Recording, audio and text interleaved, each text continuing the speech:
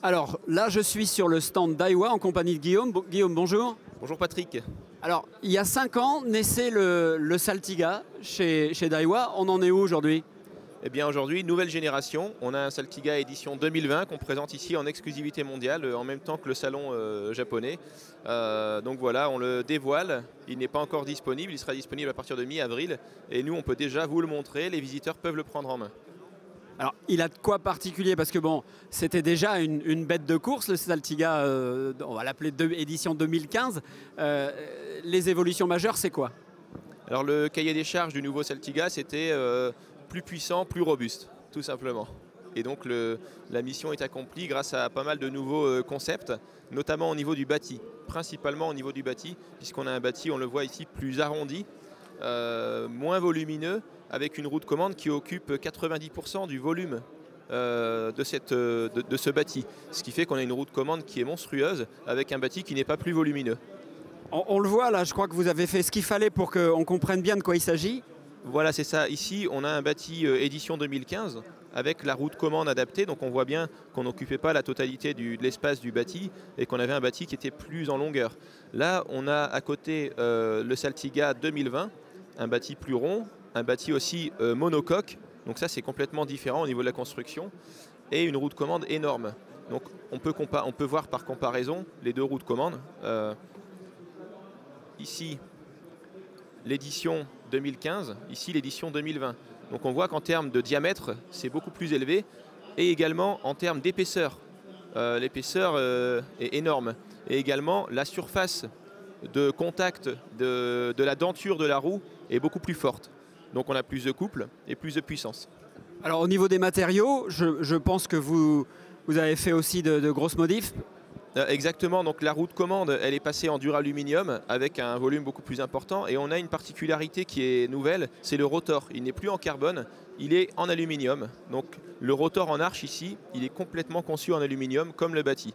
Donc on a effectivement les matériaux plus costauds, et en même temps on n'a pas de perte au niveau du poids, puisqu'on a un Saltiga qui va jusqu'à la taille 20 000 qui fait 890 grammes. Donc c'est relativement léger au regard du volume du moulinet. Alors tout à l'heure tu me parlais du frein aussi, ça m'a un peu impressionné. Vous avez un petit module là qui montre qui compare en fait l'ancienne génération de freins de chez Daiwa et la nouvelle, quoi. Oui, exactement. En fait, il s'agit du frein ancienne génération qui avait une fluidité, on va dire, bonne dans les rushs rapides. En revanche, dans les fins de course, on avait parfois des petits à-coups. Avec notre nouvelle génération donc, de freins, on a des nouvelles rondelles, des nouvelles graisses qui permettent d'avoir une régularité incroyable, et même en fin de course, en fin de rush, on a vraiment un frein qui est très progressif, et c'est ce qu'on voit avec cet outil de démonstration. C'est le frein qu'on retrouve sur le Saltiga. La particularité du Saltiga, c'est qu'en plus on a un frein plus puissant avec une meilleure dissipation de la chaleur. Donc on a 14 rondelles carbone, et on a ce frein donc ATD pour la régularité, et on a aussi une meilleure dissipation de la chaleur lors des rushs très rapides des thons rouges par exemple. Et toujours les technologies, l'huile magnétique, les roulements étanches. Oui, bien sûr. Alors je les mets plus sur le devant de la scène parce qu'on a d'autres nouveautés, mais effectivement, on a l'huile magnétique avec les deux roulements qui sont placés au niveau de la roue de commande. Donc on le voit sur ce module ici. Lorsque le roulement est placé au niveau de la roue de commande, même en rotation, c'est complètement étanche. Là ici, on a un peu d'eau au-dessus. Et c'est en place comme ça depuis 3 jours sur le salon. On n'a toujours pas d'eau dans le bâti, c'est vraiment étanche. Et cette huile, on l'a au niveau des deux roulements de chaque côté de la roue de commande, au niveau de l'axe et au niveau également du galet de pick-up. Donc on a un moulinet qui est très fluide et à la fois étanche. Super, ça c'est une vraie innovation, quoi. Un vrai upgrade du 2015, quoi. Et oui, et en particulier, je pense que le Japon a pensé à nous. Bon, ils ont pensé à notre marché, bien sûr, mais ils ont pensé aux pêcheurs de thon rouge qui font face à des poissons qui sont plus gros que les carangues GT et autres poissons historiques de pêche exotique. Et pour faire face à ces poissons en pêche sportive, en combat, en stand-up, debout, on leur s'est ramené.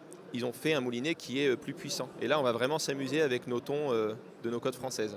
Super, bah écoute, un beau produit encore. À chaque fois, chez Daiwa, il y a des choses qui nous surprennent. Et plus généralement, le salon.